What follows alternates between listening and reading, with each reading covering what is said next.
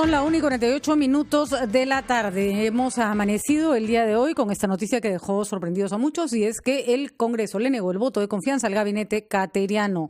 Esto quiere decir que el presidente Martín Vizcarra tiene que elegir a un nuevo premier, probablemente con la mayoría de ministros se mantengan en su cargo, presentar la nueva fórmula al Congreso de la República, y el Congreso tendrá que darle su voto de confianza. Pero ojo, dadas las circunstancias, como están planteadas las cosas y con lo poco que falta para las elecciones, el Congreso puede negar su confianza cuantas veces quiera, sin que le pase absolutamente nada.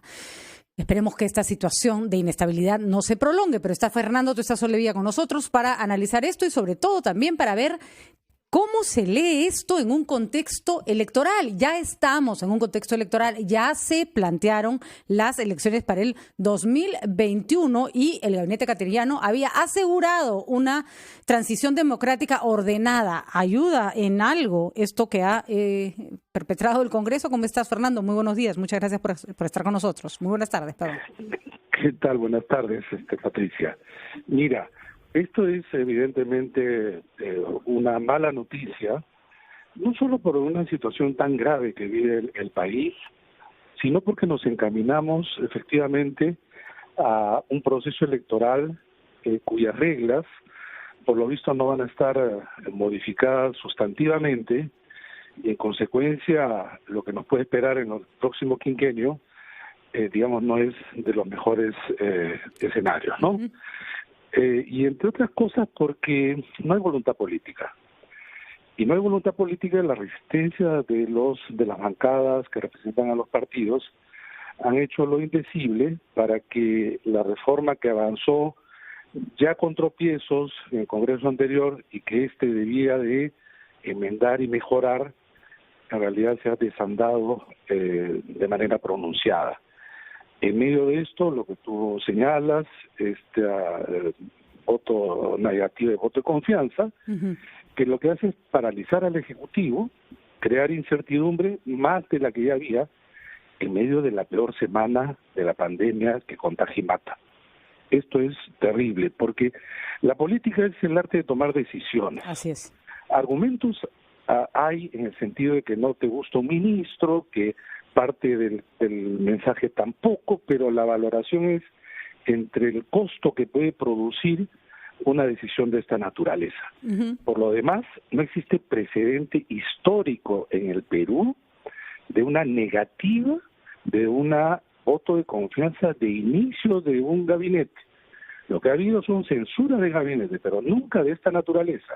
Y evidentemente el Congreso sabía que a partir del 28 de julio el presidente de la República no tiene ningún mecanismo para balancear un diseño institucional que nosotros en la reforma justamente queríamos modificar para no llegar a este tipo de situaciones.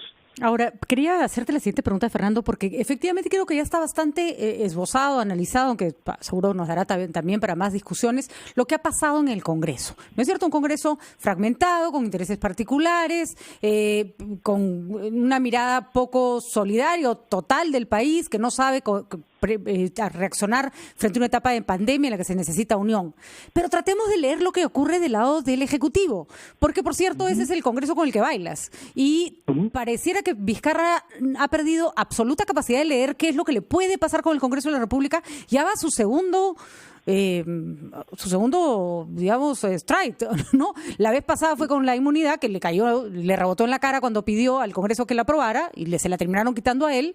Es verdad que se reculó, pero esa fue la primera respuesta. Y ahora con este gabinete que él parecía no sospechar que se lo iban a bajar. ¿Qué cosa no está leyendo Vizcarra? ¿Qué está fallando en el Ejecutivo?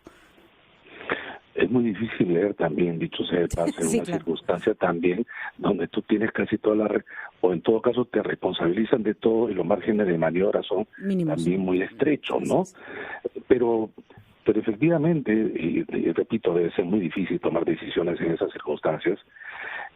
No creo que estuvo mal nombrar a Pedro Cateriano. Es más, el antecedente, ¿cuál era de Pedro Cateriano?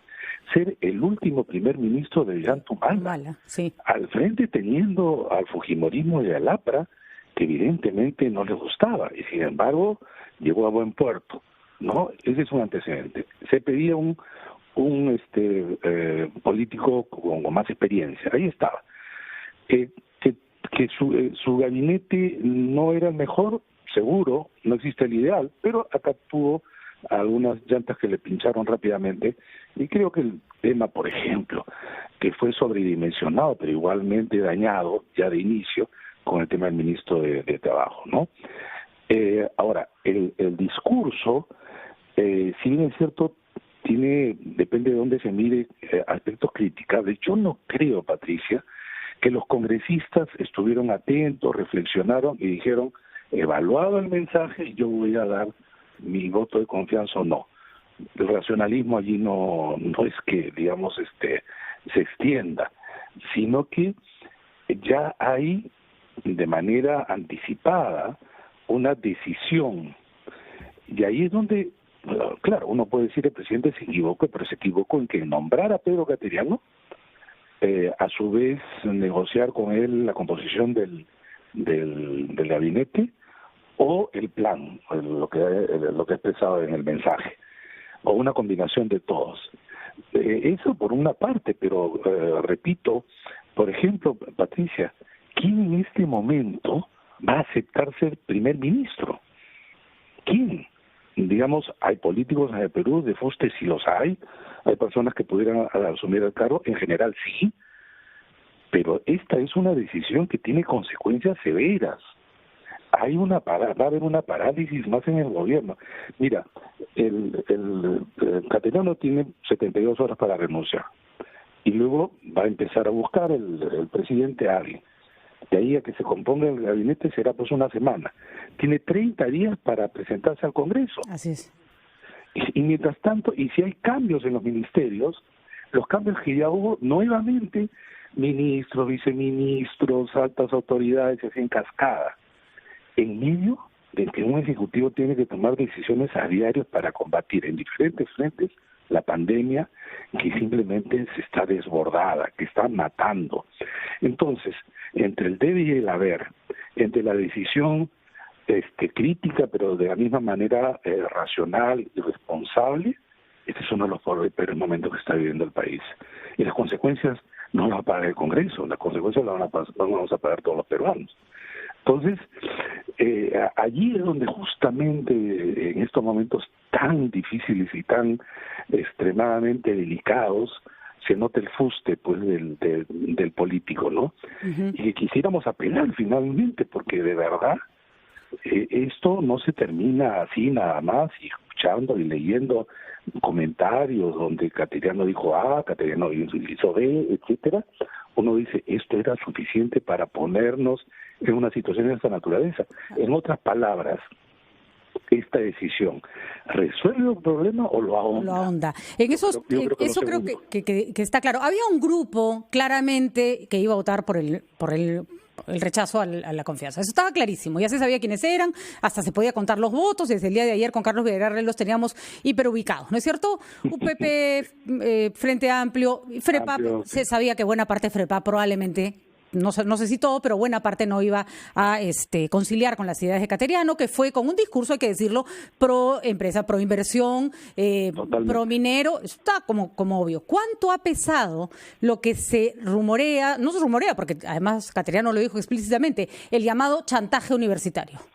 Totalmente, totalmente. Mire, el ministerio que más ha cambiado y donde se han fijado todas las balas desde el 2016 ha sido educación, y han sido los intereses con diferentes representantes, el Congreso anterior y el actual. Esa cartera está pedida, porque allí se está pisando tremendos callos y haciendo hueco a tremendos bolsillos. Lo que se hizo en el SUNEDO y la reforma universitaria es una de las poquísimas políticas de Estado que ha tenido nuestro país y que ha dado sus frutos, pero sin embargo de verdad ha tocado tantos intereses que por supuesto no están en un partido, están atravesados en muchos partidos. ¿En cuáles, por ejemplo? Porque está clarísimo, vamos a decir, o sea, el historial de SUNEDU con el partido del señor Acuña es largo y complicado, ni se diga con el señor Luna. Acción Popular entra en el análisis, Fernando. Es que hemos pasado de representaciones de bancadas a representaciones por escaños. ¿Con esto qué quiero decir? Que son congresistas, ya no son bancadas, Patricia. Evidentemente hay en algunas bancadas más congresistas, pero esto no quiere decir que sean los últimos. Se ha contado hasta ahora, por lo menos una rápida mirada, 30 congresistas que provienen de universidades denegadas y otros tantos que por supuesto no quisieran que se avance, porque hay que acordarse que el licenciamiento no es el premio a lo mejor, es la consideración de la base mínima. Así es. Mínima. O sea, pero además UNEDU no solo es licenciamiento, ¿no? Es claramente un organismo que independiente, o sea, eso también hay que entenderlo. No se trata de si mi universidad está licenciada o no. Es la independencia que perdí como universidad desde que se creó el SUNEDU, porque se tenía que crear, pues, ¿no? Así es, ¿no? Así es. Entonces, pero es que hemos vivido durante muchísimo tiempo, ¿sabes? La estafa, una de las estafas más grandes que ha habido en este país. Por supuesto. Y donde han crecido fortunas. Y por supuesto las fortunas requieren intereses. Y esos intereses se protegen a través de la representación política, que ha sido quizá la piedra más dura que ha tenido que enfrentar este y el anterior gobierno. Eso atraviesa todo. Entonces, que quería la cabeza de Martín Benavides independientemente de las tablets, cualquier cosa que diga, querían su cabeza. Y ese era evidentemente el chantaje. ¿Podía aceptarlo Pedro Cateriano? Difícil, ¿no? Difícil quien además y estaba comprometido, al igual que el gobierno, y lo dijo el presidente en su mensaje, mantener, fortalecer y seguir con la reforma universitaria, porque evidentemente el licenciamiento es solo un paso, Patricia. No, y además después 42 creo son las universidades denegadas, 42, tú te imaginas, 42 en realidad intereses dispersos que no se han quedado quietos. Claro. No se han quedado quietos, ¿no? Y esta es una prueba de ello. Bueno, hay quienes dicen no tiene nada que ver con el tema de las universidades, bueno, que salgan a sustentar. Entonces, eso quiere decir que el próximo gabinete llevará a Martín Benavides y le darán el sí. Si es que Martín Benavides no es el problema, Vizcarra lo va a tener que, creo, poner en... Que ratificar. ¿no? Así es. Ratificar. Así es. Pero yo creo que va a ser bien difícil porque el presidente Vizcarra no tiene en este momento ningún mecanismo de defensa y de balance en la relación entre los poderes. Y ese es uno de los temas que nosotros tratamos en la reforma.